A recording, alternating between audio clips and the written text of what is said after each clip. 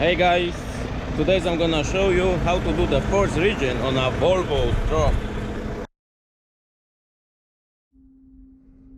I'm gonna use the OTR Performance DTC plus AFT reset tool. To do the regen, make sure your truck is in a normal operation temperature, 160 degrees and up. We have to start our truck.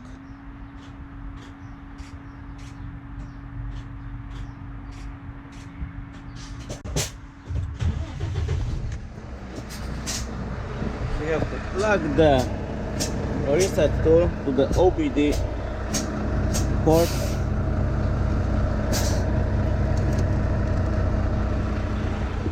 And now we have to wait like 5 minutes to start the regen automatically. As you can see, after regen start, the RPMs went up to like 1100. Now we have to wait around 40-45 minutes.